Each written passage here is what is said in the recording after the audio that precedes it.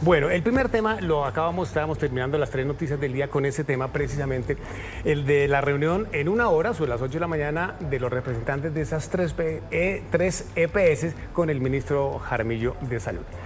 Julio, quiero comenzar con usted porque, bueno, son 13 millones de afiliados, por lo menos casi la mitad de los afiliados a EPS con estas tres. Le pregunto si esas peticiones de las EPS son justas. Sí, Juan Eduardo, como usted dice, 1 de cada 5 colombianos, más o menos, están afiliados a una de estas tres EPS y en el régimen contributivo, es decir, dentro de los trabajadores que aportan al sistema mensualmente en su nómina, manejan la mitad de los afiliados, es decir, son de las EPS más grandes, no solamente de las más, no solamente las más grandes, sino que en todos los rankings de calidad, de servicio, digamos, lideran ese tipo de rankings. Entonces son las más grandes o entre las más grandes y también de las mejores. ¿Cuántos afiliados tiene la nueva EPS? La nueva EPS yo creo que está alrededor de 8 millones, por ahí. O sea, es la más grande la nueva EPS. Considerada. Exactamente, pero estas tres son... Tienen la mitad de los afiliados. Sí, y tienen la característica de no atienden tanto régimen subsidiado, sino principalmente contributivo. Entonces pongámonos de acuerdo en que esto es de suma gravedad, porque ustedes leen el comunicado y se queda uno con una sensación casi apocalíptica, ¿no? Que el servicio de salud está en riesgo incluso de aquí hasta septiembre. Estamos hablando de plazo de un mes, ¿no? Sí, y lo que sorprende es la frivolidad del gobierno, que simplemente sale a decir el ministro de Salud, no, aquí no hay ningún problema, esto no existe. Aquí hay que recoger las palabras de la exministra Carolina Corcho, que nos decía hace un año quizá, o algo menos de un año, se necesita una crisis explícita, decía ella, para que la sociedad reconozca, estoy parafraseando, la necesidad de una reforma a la salud. Lo que uno ve es una falta de voluntad política del gobierno, que es evidente, para no solucionar este problema, esta crisis. ¿Usted no le ve mucho frivolizarlo? ¿Usted no le interesa la cosa? Por supuesto que no, porque lo que quieren es aprobar una reforma a la salud cabalgando sobre esta excusa, digamos. Ok. Juana, de todos modos uno lee el comunicado de ASEMI, que el gremio que agrupa pues a estas entidades prestadoras de salud, y da la tranquilidad, hay una sensación de diálogo, ¿cierto? Sí, yo creo que ese comunicado es muy importante y también parece fundamental que analicemos y toquemos estos temas sin ser apocalípticos, porque esto genera mucho pánico en la población, ¿no? El tema de la salud, pues es Julio está muy preocupado. Es un tema que nos atañe a todos y a todas, sí, pero hay que tratarlo pues de la manera más responsable posible para no generar pánico. Entonces yo soy mucho menos apocalíptica que Julio en este caso. Creo que es muy importante el comunicado de ASEMI, en el que dice que pues esta nueva es una posición gremial.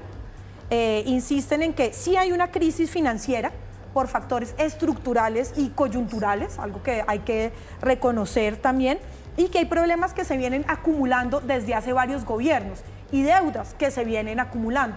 Es una muy buena posición la de ASEMI, que reitera la posición al diálogo, y que haya una reunión hoy a las 8 de la mañana es fundamental y es un gran paso para que tengamos un poco más de tranquilidad. Hay una vía de comunicación y de diálogo abierto. Pero es que, todos queden contentos. Yo no soy yo el que está poniendo de presente la gravedad de la situación. Son 3 de las EPS más grandes del país. Entonces, no soy yo, es ese comunicado el que habla en esos términos tan graves y tan difíciles para el futuro del país. Sí.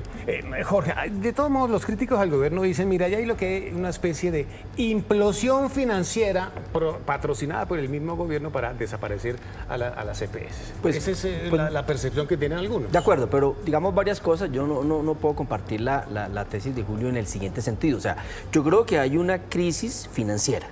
Y yo creo que el diálogo que inicia hoy a las 8 de la mañana, entonces yo no creo que el gobierno se haya tomado esto con frivolidad. El presidente de la República se puntúe explicando que había subido el valor por capitación, el nuevo presupuesto para el Ministerio de Salud, con el que se pueden pagar las deudas. Y a las 8 de la mañana se van a sentar con estas 3 EPS, que no representan a todo el gremio, a resolver un problema de gestión financiera que no inicia en este gobierno.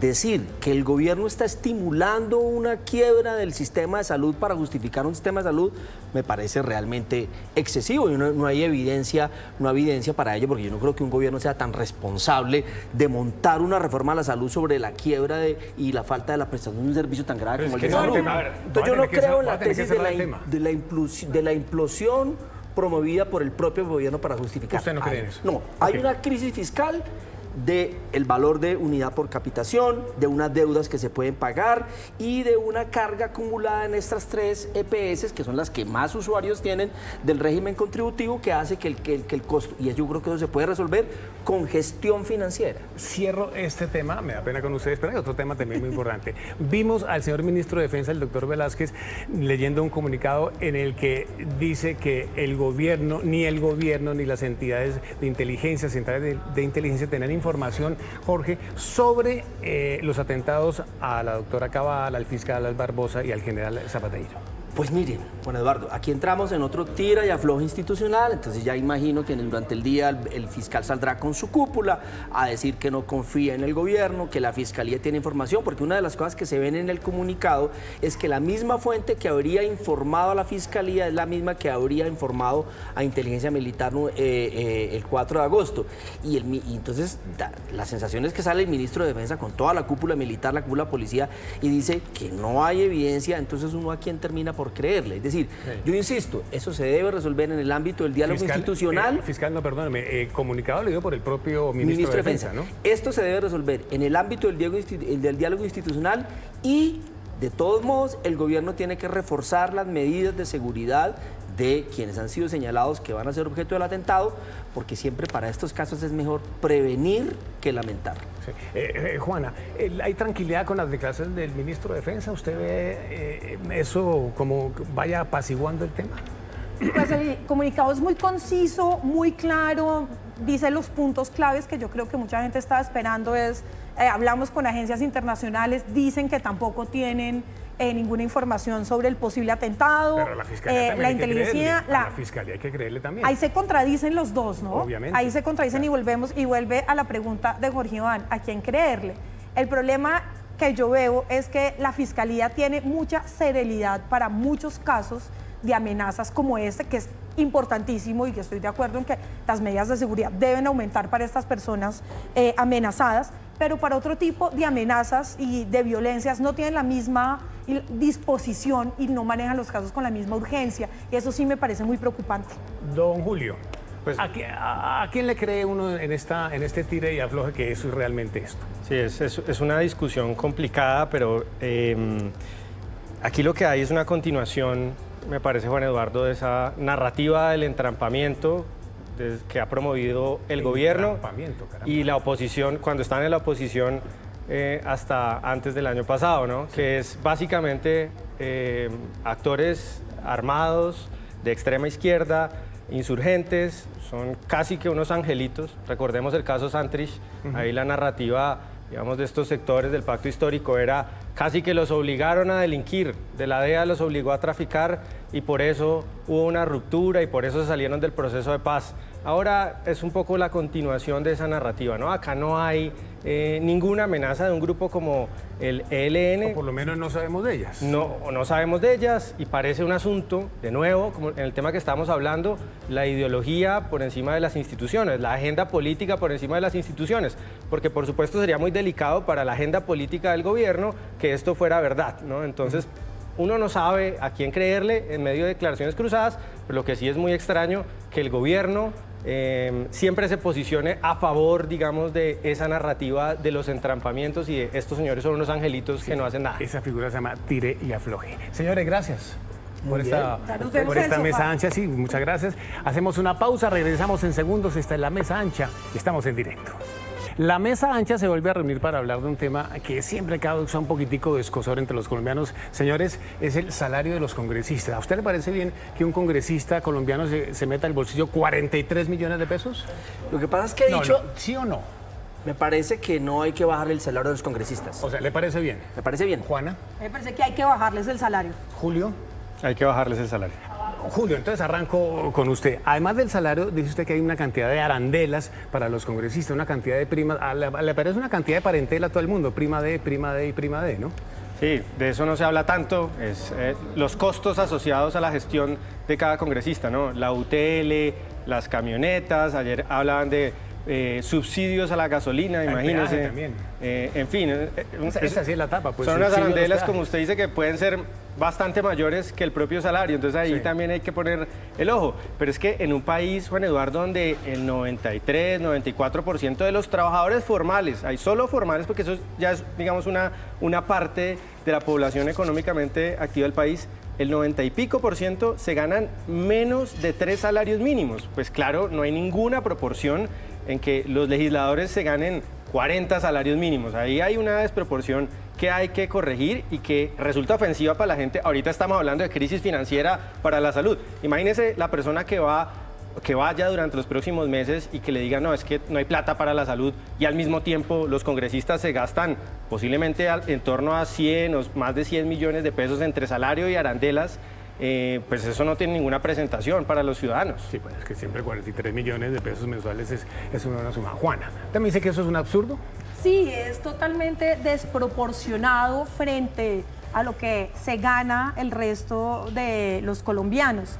También es desproporcional si se compara frente a congresistas de otros lugares del mundo. Y hay gente que dice, Entonces, perdóneme que le no, no, interrumpa, no. hay gente que dice que es que los congresistas en Colombia pues no trabajan lo que deberían trabajar, que no se merecen todo ese sueldo. Pues realmente lo que hemos podido ver a través de nuestra historia es un Congreso lleno de vagos, ¿no? Vagos que no trabajan, vagos que no estudian, un montón de vagos a los que les pagan. Claro, hay unos congresistas muy juiciosos y muy buenos, pues lastimosamente no son la mayoría, pero acá la discusión se debe dar en términos de igualdad. O sea, es increíble que un congresista en Colombia gane más que un congresista en un país europeo. No, eso no tiene mucho sentido en un país tan desigual como Colombia. Frente, por ejemplo, al caso de las UTL, que son las unidades de trabajo legislativo, yo sí creo que a los trabajadores hay que pagarles bien y no creo que quitando, por ejemplo, las UTLs, que son los asesores, vayamos a sanear la crisis financiera de la salud en Colombia, ¿no? Pero sí son, en términos de igualdad, esto no tiene ninguna justificación. No tiene mucho vago, dice usted que hay allá. Ah, sí, Mucho vago. sí, muchos vagos. Bueno, y como Jorge, pues hay también un grupo importante de colombianos que cree que los congresistas sí merecen meterse al bolsillo 43 paquetes más las arandelas de Julio. A ver, yo creo que comparar el salario de los congresistas con un salario de un trabajador formal como hace Julio es demagogia. Esa no es la comparación. ¿Pero por qué demagogia? Es demagogia porque es que, digamos, pues es incomparable, ¿sí me entiende? El trabajo legislativo es de manera distinta. Pero es que se los bajen. Tampoco estoy de acuerdo con lo que dice Juana de que todos los congresistas son vagos. Hay algunos No, que sí. yo dije que unos y hay pocos se muchos salvaban. congresistas que Unos hacen el pocos. trabajo juicioso, leen los proyectos de ley, van a los debates, hacen control político. Y la pregunta es, Poquito, ¿por ¿no? qué le pagamos a los congresistas? Para que no se dediquen a otra cosa y se dediquen tiempo completo a la agenda legislativa, Pero que es se el van a poder fundamento de la dedicar democracia. a otra actividad de acuerdo con lo que definieron Entonces, ayer en el el problema, Congreso. Juan Eduardo, es pero que en eso sí no estoy de acuerdo en que lo que se discutió ayer en el Congreso, O sea, que no ellos van a perder, que mejor les van a dicho. rebajar el salario para que puedan dedicar a otras cosas. No, a ellos hay que seguirles pagando lo que se les paga y entonces lo que hay Pero es que quieren- aumentar pero la quieren- productividad legislativa. yo Entonces, sé qué es empezar lo a que va a decir trabajar Julio. desde febrero. Yo sé No. qué es lo que va a decir Julio, que además de que se van a bajar el sueldo, también tienen posibilidad de trabajar en otra actividad. dice Jorge que no debería haber ninguna relación entre el salario de los congresistas y lo que se ganan los colombianos de a pie. Eso me parece ofensivo porque es que demagogia, hombre. los colombianos de a pie son los que le pagan el salario a los congresistas. Entonces, imagínense, con los impuestos que pagan el 90 y pico % de colombianos que se ganan menos de 3 salarios mínimos, le pagamos los salarios a unos señores que se ganan 40 y pico. Por supuesto que hay una relación y debe haber una proporcionalidad. Señores, terminamos acá. Gracias por madrugar con nosotros. Mañana nos volvemos a encontrar. Me gustó ese tema, me parece chévere. Feliz mañana. Los de a pie. Nos vemos mañana. Nos vemos mañana.